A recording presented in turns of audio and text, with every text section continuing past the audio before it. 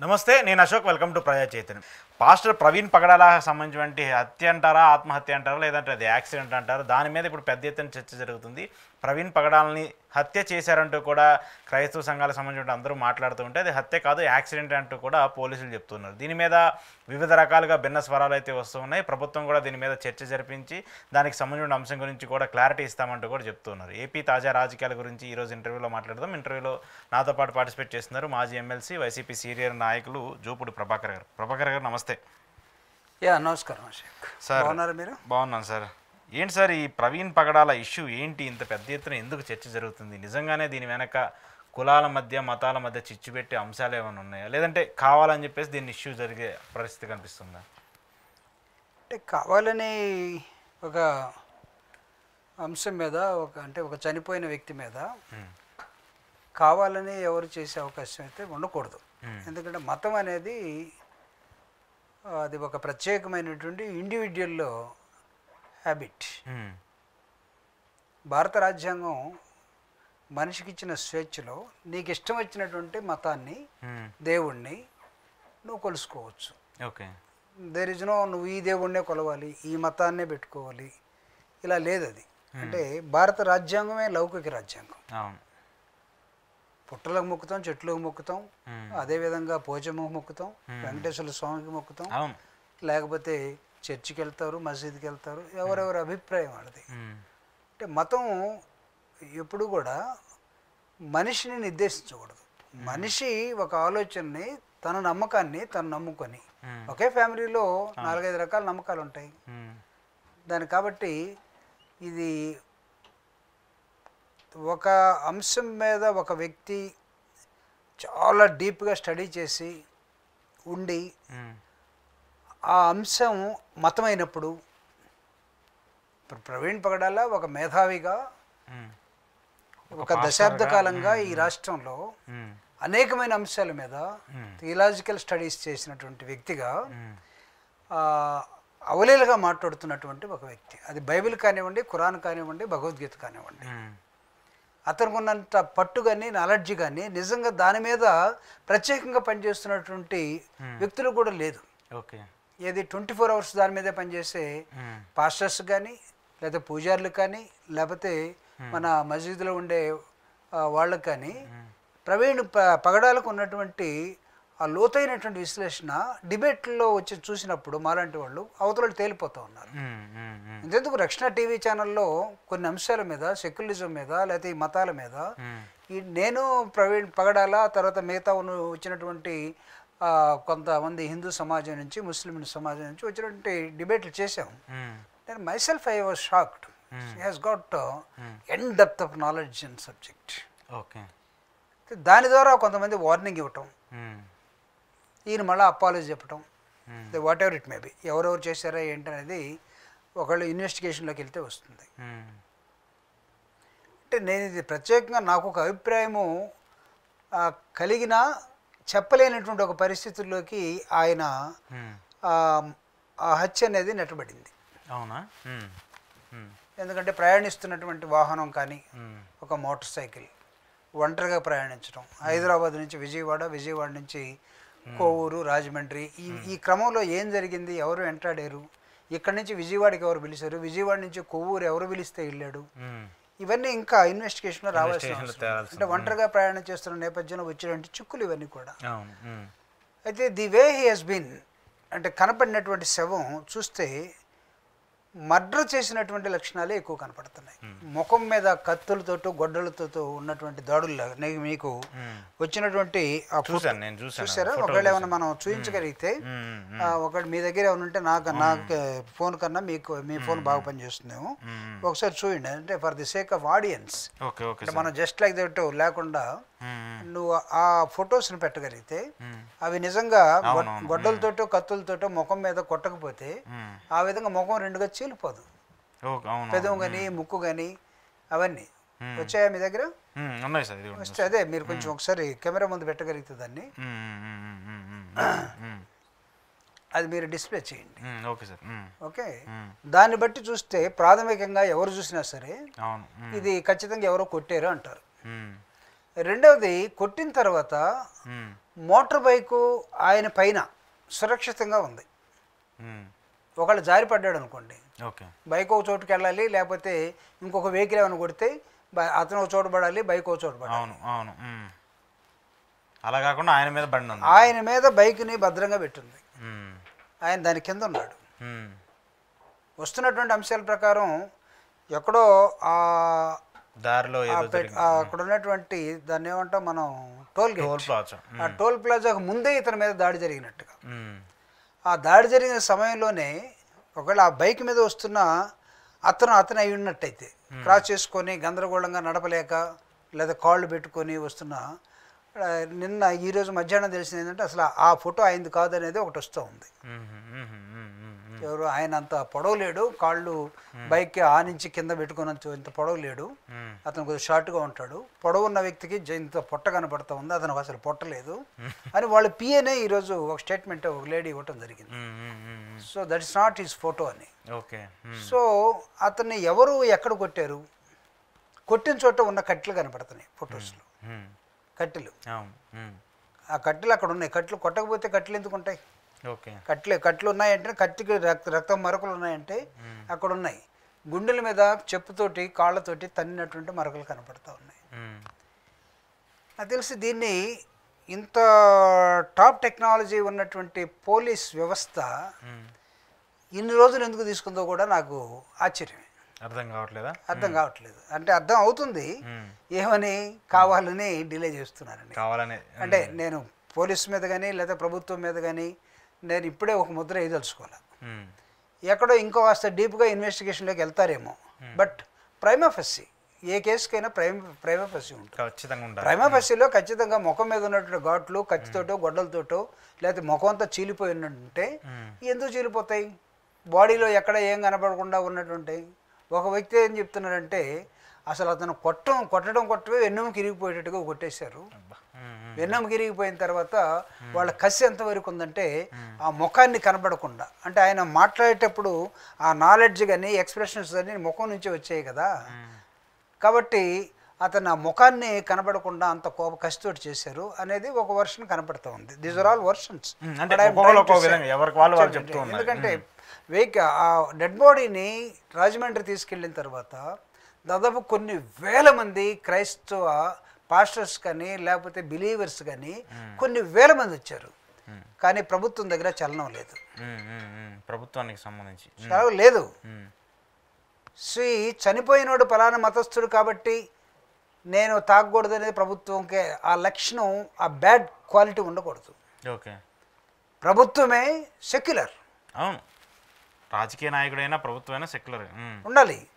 ప్రభుత్వమే ఒక రంగు పూసుకొని చనిపోయినాడు ఇంకొక మతానికి సంబంధించినాడు కాబట్టి నేను మాట్లాడితే నా ఇష్టం వచ్చేదని మాట్లాడతాను. ఎందుకు స్పందించారుగా? హోమ్ మినిస్టర్ స్పందించింది, లోకేష్ స్పందించాడు, ప్రభుత్వం చంద్రబాబు నాయుడు గారు దీనికి సంబంధించి విచారణ జరపండి అని చెప్పేసి. అంటే స్పందించటం అంటే అక్కడున్నటువంటి క్రైస్తవ సోదరులందరూ కూడా రాజమండ్రి చుట్టూ ఉన్నటువంటి ప్రాంతం వాళ్ళు, up to Vijayawada, up to Ongole, అటు నుంచి కాకినాడ, అటు నుంచి తుని, లేకపోతే ఆ ప్రాంతం నుంచి వచ్చినంత జనం, ఆ జనాన్ని అడ్రస్ చేసే విధానంలో ప్రభుత్వం అంత స్పీడ్గా లేకపోతే అంత కావాలన్నట్టుగా ఓన్ చేసుకున్నట్టుగా వాళ్ళ ప్రతిస్పందన లేదు అక్కడ. నేను ఒక వైఎస్ఆర్ కాంగ్రెస్ పార్టీ నాయకుడిగా జనరల్ సెక్రటరీగా మాత్రం ఈ మాట చెప్పడం లేదు, ఒక మనిషిగా మాట్లాడుతున్నాను.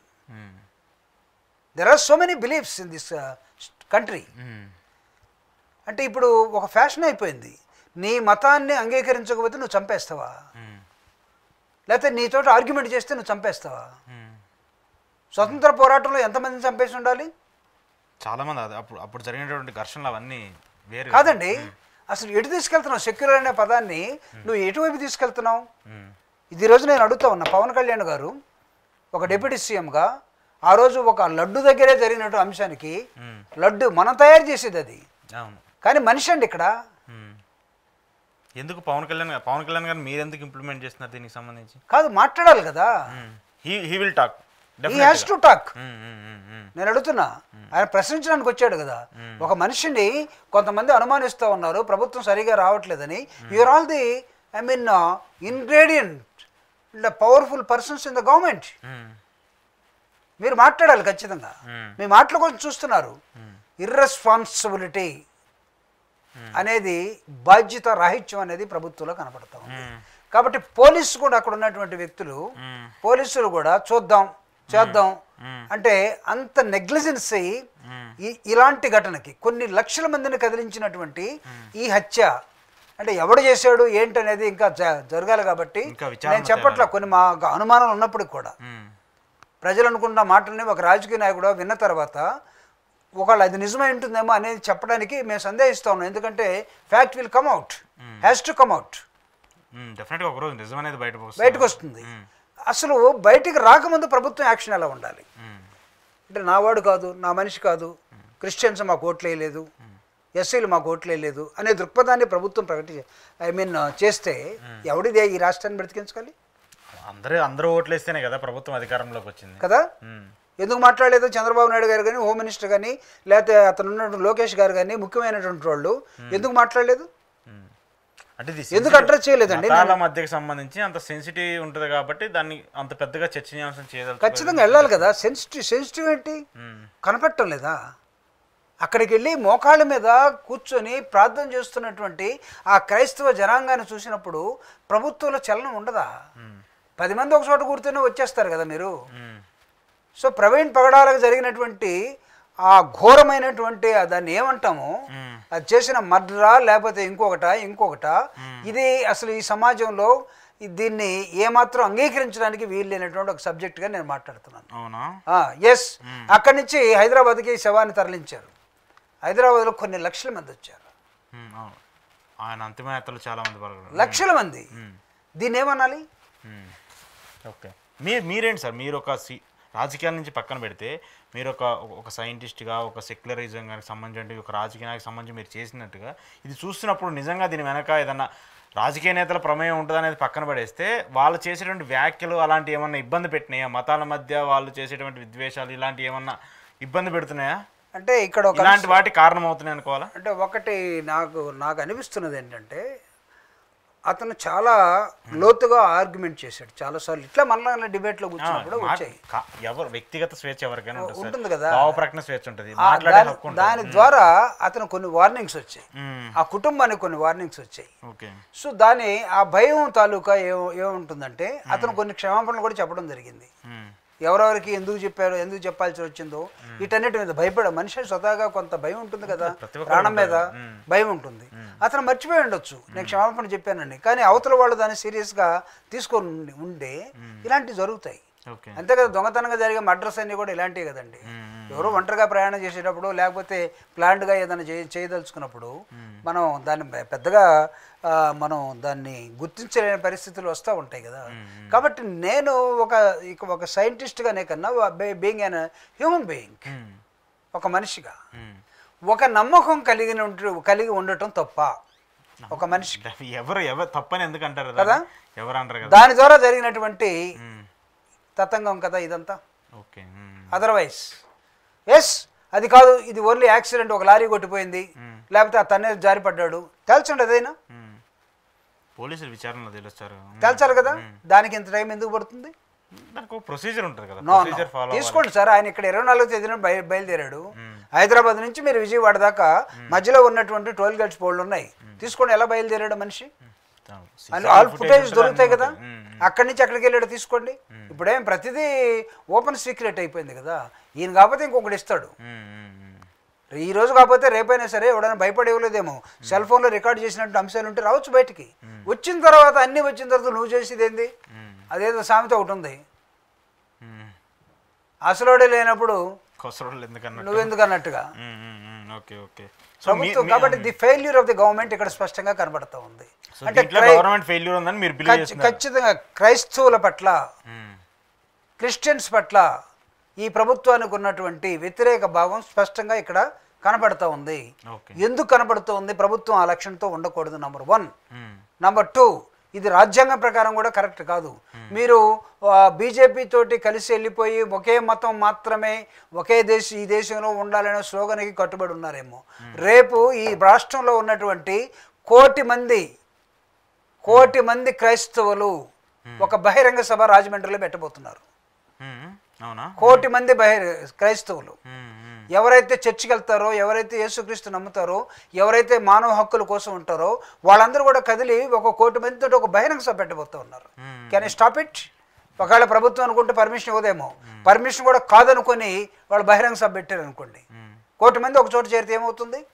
ఖచ్చితంగా దాన్ని ఆపడం సాధ్యం అవ్వదు కదా. ఎందుకు ఆపాలి అసలు? మీరు ఒక హత్యను ఆపలేకపోగా ఇన్వెస్టిగేషన్ చేయలేకపోయారు. వాళ్ళు మనం దానికి సాక్ష్యంగా బయలుదేరి మా మీద జరుగుతున్న దాడుల్ని మేము ప్రభుత్వం దృష్టికి శాంతియుతంగా తీసుకురాదలుచుకున్నాం. వాళ్ళేమి ఇంకొక విధంగా పోవట్లేదు. ప్రార్థన ద్వారానే, వాక్యం ద్వారానే, ఉపన్యాసం ద్వారానే వాళ్ళు 1 కోటి మందితో తయారవుతూ ఉన్నారు. ఇది నాకు వచ్చినటువంటి ఇన్ఫర్మేషన్. దీన్ని మీరు కూడా సప్రెస్ చేయొచ్చేమో, పర్మిషన్ లేదనొచ్చేమో, లేకపోతే క్రైస్తవ పాస్టర్లు ఎక్కడున్నారో వాళ్ళందరూ కూడా అవసరం చేయొచ్చేమో, లేదా భయభ్రాంతులు చేయొచ్చేమో. బట్ 1 కోటి మంది నిరసన తెలపాలనే ఒక ప్రయత్నం ఈరోజు ప్రవీణ్ హత్య ద్వారా బయటకు వచ్చింది. దీనికి ప్రభుత్వం సమాధానం చెప్పాల్సిన అవసరం ఖచ్చితంగా చెప్పాలి. దీనికి సంబంధించి మరి పోలీసులు కూడా విచారణ చేస్తున్నారు. మరి దానికి సంబంధించి ఏముంటుందో కూడా చూద్దాం. ప్రవీణ్ పగడాల గారికి సంబంధించి మరి వాళ్ళ కుటుంబానికి ఏంటి ప్రభుత్వం ఏమైనా న్యాయం చెప్తుందా, లేదంటే మీరు ఒక రాజకీయ పార్టీకి సంబంధించిన వ్యక్తిగా, ఒక రాజకీయ నాయకుడిగా మీరు ఏం చెప్తారు దీనికి సంబంధించి? అంటే ఒక రాజకీయ పార్టీగా అనుకునే కన్నా ఒక మనిషిగా, ఒక ప్రజాస్వామికవాదిగా, పౌర హక్కుల కోసం మాట్లాడే వ్యక్తిగా ప్రవీణ్ పగడాలని దారుణంగా హత్య చేయటం అనేది దాన్ని తీవ్రంగా ఖండిస్తున్నాను. వైఎస్ఆర్ పార్టీ ఖండిస్తుంది, వ్యక్తిగతంగా నేను కూడా ఖండిస్తున్నాను. రాష్ట్రంలో ఉన్నటువంటి మైనారిటీస్, క్రిస్టియన్ సోదరుల మనోభావాలు దెబ్బతిన్నాయి.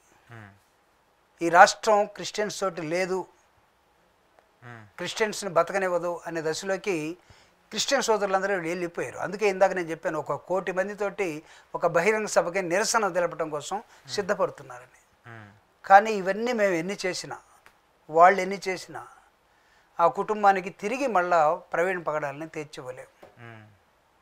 వాళ్ళ భార్య జెసికా గారు మొన్న మాట్లాడుతూ, దేవుని సన్నిధిలో పెరిగిన బిడ్డలం మేము, మన్నించడం తప్ప మాకేం చేత కాదు, ప్రతీకారాలు మేము తీర్చుకోలేము అని చిన్న వయసులో ఉన్నటువంటి భర్తను పోగొట్టుకున్నటువంటి ఆ చెల్లి మాట్లాడిన మాటలు ఆ కుటుంబానికి ప్రగాఢమైనటువంటి సంతాపాన్ని తెలియజేస్తూ, సానుభూతిని తెలియజేస్తూ, నాకు తెలిసి ఆ అమ్మాయి కూడా తల్లడిల్లిపోతుందట.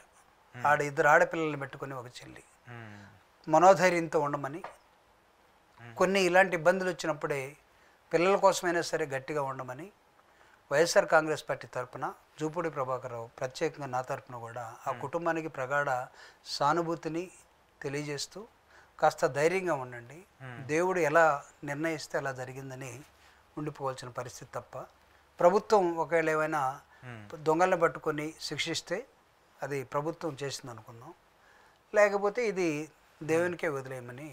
ఖచ్చితంగా ప్రభుత్వం దీనికి సంబంధించి న్యాయం చేయాలనేది కూడా మేము కూడా కోరుకుంటున్నాం. Thank you sir, thank you very much.